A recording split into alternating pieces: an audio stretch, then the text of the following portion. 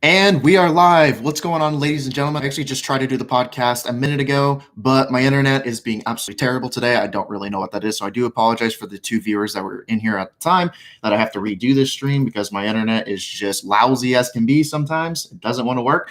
But today we're going to be talking about the Tatis situation. If you guys didn't know about the Tatis situation that happened the other night in Texas versus the Rangers, obviously in Arlington, Texas, Tatis had a 3-0 count, and the bases were loaded. And the Rangers were down 10-3, so it was a 7-run game. And Tatis saw a good pitch, which was clearly in the zone. If he didn't swing at it, that would have been a called strike. And Tatis just unloaded and bombed it out. And a lot of people are complaining that he's running up the score. And the thing is, people realize that you just don't pitch Tatis in that area. Tatis has been a flaming torch. He has been pretty much the most unstoppable hitter in the league. He has been the most fierce hitter outside of Mike Yaz. I won't even try and pronounce his last name because I butcher it every time for the Giants. There's some other noticeable names that have been killing it, obviously, other than like the general names like Mike Trout and Aaron Judge before he was injured. But Tatis, pretty much through every facet of the game that you go through from basic to advanced analytics, Tatis has been pretty much the best hitter this whole season so far. He has been having an outstanding season, and he's proving why he's not an overrated hitter. Sorry. A lot of people were worried last year that because of the small plate appearances that he had last year, he didn't have enough compared to every other hitter in the league, at least the majority of hitters in the league. A lot of people were worried that he was overrated. And I am absolutely loving the fact that Tatis is shoving it down people's throats, that he is not overrated, but he is indeed very underrated. And he loves the game. He's basically equivalent, maybe not in the same way that he approaches the game, obviously, because everybody's pretty much different in the way that they do things. But in a sense of how much the game drives him and his passion and how much love he has for the game, him and Tatis are very similar in a sense that they're going to break a lot of unwritten rules that are ridiculous. I don't know why we have these unwritten rules. It's not the 1920s. It's not the 1960s. It's not the 1980s. It is 2020. This is a time in human civilization or human history where walls are continuing to be broken down outside of anything that is related to baseball. It doesn't matter what topic. Things are meant to be broken down and be better for society. So in a sense, the unwritten rules are long overdue. They've been long overdue for a long time. And it's about time that these hitters that love the game so much and are willing to give it a good change for the better, like Tim Anderson did it last year. You have Juan Soto, you have Tatis Jr. We need these type of players. It makes the game better. It does not make the game better to make someone feel bad and try and apologize for a grand slam during a 7-run lead. And we know from history, from baseball, as long as back as you can go, from the first recorded game of baseball, we can go back through basically the last century and see that there have been many, many, many teams that have came back from 7-run plus deficits in won games. So don't give me that, we're running up the score BS. That is a lousy excuse because you didn't make a good pitch. And it's kind of like trace it back to the whole situation last year with Max Muncy and Bumgarner. Bumgarner wanted to complain about it. He made a bad pitch. And, Max Muncy is going to capitalize on that pitch, and he did. He sent it into the bay, and, Bumgarner had a problem with it. And Max Muncy basically told him, make a good pitch. If, you don't want that happening, make a good pitch. And, you can go fetch it out of the ocean if you have that much of a big problem about it. So, it's a good argument to have, It's basically to that point where it's like, if you're going to complain as a pitcher, make a better pitch. But I will go ahead and read off some quotes because I have a lot of things saved up. I can't memorize every bit of this information. So I have like 15 tabs open of information right now. So I get every bit of information that you guys need or that you guys don't know about. So the first thing I wanted to mention was Jeff Passan earlier today at 2:07 p.m. He said the Texas Rangers reliever Ian Gibbett, who threw the first pitch after Fernando Tatis Jr.'s grand slam last night behind his Padres teammate Manny Machado, is expected to be suspended for intentional throwing as soon as today, which I could definitely somewhat agree with that. I don't think the pitch was a slip. That was pretty intentional after, Tatis and Machado are pretty much back-to-back in the Padres lineup. I actually did want to find the specific quote Okay, so here's a quote from Woodward, who is the Rangers' actual manager. He said, I think there's a lot of unwritten rules that are constantly being challenged in today's game. I didn't like it personally. You're up by 7 in the 8th inning. It's typically not a good time to swing 3-0. It's kind of the way we were all raised in the game. But like I said, the norms are being challenged on a daily basis. So just because I don't like it doesn't mean it's not right. But I don't think we liked it as a group. And then in parentheses, it said it appeared that Hosmer was talking to him on the bench. Is that anything you'll discuss with Ting? Yeah, I think so. I think we'll definitely have some discussion with it. I know Manny Machado really well. So we'll have some dialogue about it. If they don't think it was right, then I'm sure that they're going to talk to him about it.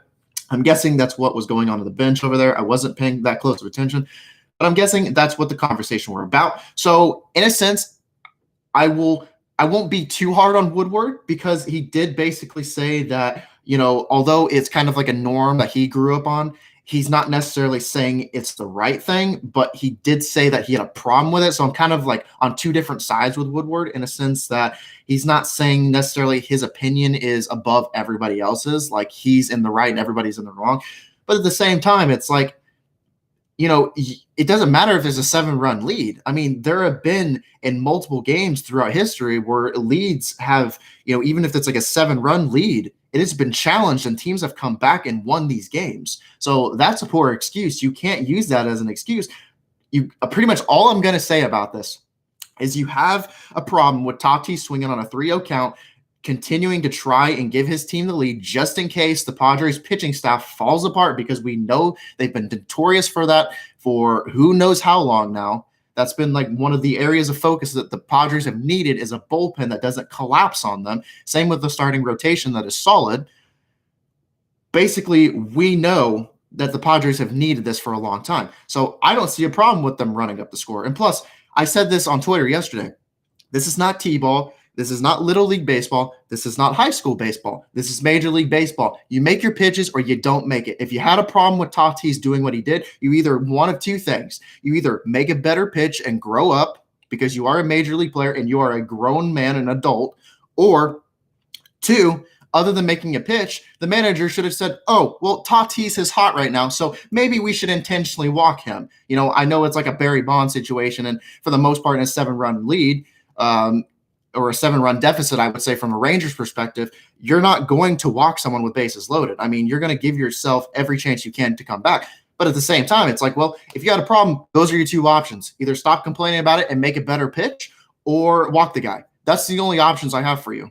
So we go from there. And then I know Jace Tingler had something to say with it, which I'm very disappointed in his response because he is the Padres manager.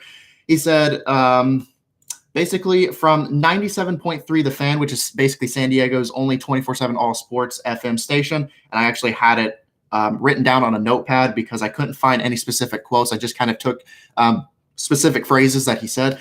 But he did say that usually on a 3-0 count, they do have a green light. But with a comfortable lead and a 7-run lead, he's not trying to run up the score. And I guess he had a talk with Fernando Tatis. And I'm just sitting here saying, why? Why are you trying to make Fernando Tatis try and feel bad about it? Why are a lot of people trying to make him feel bad about the situation? He has no business trying to feel guilty for what he did. He's playing baseball. He's enjoying the sport that he loves. It doesn't matter if you feel like he's running up the score or not. Like I said, pitch a better pitch. It's as simple as that. Tatis is going to go do Tatis things. And that's what a few players actually mentioned. Two specific players that I wanted to talk about one was Garrett Cole. Garrett Cole was interviewed earlier today, and he said, I quote, "It's pretty hard to hit a grand slam. So whatever count you want to try and hit one in, go for it." And basically Garrett Cole said, just make a better pitch. And Garrett Cole is one of the best pitchers in the league. The only pitcher I would say that he's not better than is Jacob deGrom. But in terms of the American League, Garrett Cole is the best pitcher, maybe not right now in the sense of, Shane Bieber and some other guys are putting up some ridiculous numbers, but overall in his career, he's shown he is the best pitcher right now in the American League. So another quote I wanted to get from was Dom Smith, which Dom Smith plays for the Mets. He said, I don't mind it personally. It's hard to hit, period. So basically, he said around the same thing that Garrett Cole said. It's hard to hit a grand slam. If you get a good pitch, swing at it. Who cares what anyone thinks? It's an unwritten rule. It's stupid. It's dumb. It's asinine. Who cares? If you have a problem with it, grow up, make a better pitch. That's all I can say about it. So on 97.3, The Fan that I mentioned earlier about Tingler's comments, Tatis Jr. was actually asked how difficult it is to not swing a good pitch on 3-0. And basically from the interviews that they gave him, there were multiple interviews that they gave him, and it just seemed like they were peer pressuring Tatis into apologizing. And I'm like, Tatis should not have to apologize for this. This is dumb. This is like middle school drama. Like it just makes no sense that he has to apologize for playing a game passionately that he loves. That makes no sense to me. And that's why these unwritten rules, these bat flips that pitchers have a problem with, make a better pitch. These, grand slam apparently is coming to light. Apparently a grand slam is such a cardinal sin in the baseball universe. Make a better pitch. It's simple as that, and also, grow up, have a funny bone in your body.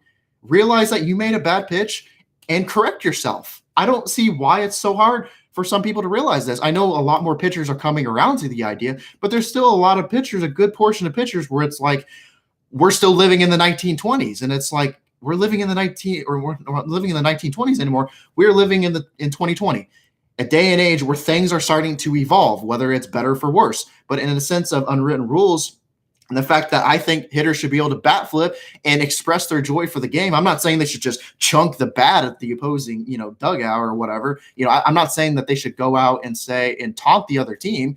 So, that's happened several times from certain players who can't hold their grip together. But in a sense of just simply bat flipping or simply, maybe admiring it for a second, not the entire way through. It's just like, I don't get it. I will never understand. Maybe it's because I'm not a pitcher in the major league, but at the same time, make a better pitch. That's all I'm going to say about it. So I know John Heyman said something about it too. He said there's a 3-game ban for Ian, one for Woodward after 3 behind Machado following the famed Tatis slam, which I'm not really sure if Woodward deserves a suspension. I don't agree with Woodward. I'm kind of in the middle with how his statement was. Which I definitely do think Ian deserved the suspension, but Woodward, I don't really know if that was necessarily a suspension. I know some people were like, oh, Tatis should get suspended. I'm like, Tatis should get suspended for hitting a grand slam, enjoying himself, expressing his love, continuing to, not run up the score, but to give the Padres a chance, because in the past they've had issues with their starting rotation. And in this point of the game, they've had issues with their bullpen. I'm like, cry me a river, people. How ridiculous could you be? Like, it doesn't get any more childish and ridiculous in middle school drama than what is going on with people saying, oh, he shouldn't have a right. He shouldn't be swinging at that count. Cry me a river. So there's that. And that's basically it. I know that there was a quote that said, I'm not pounding my fist on the table saying this was absolutely horrendous. Woodward said of Tatis' swing before the suspension was announced, I just thought it was just past the line, which that's why I said earlier, I'm kind of in between about Woodward. I don't think Woodward deserved to get suspended. I think that's a little, off the top, even though it was just one game. I think that's a little ridiculous to suspend the guy for one game.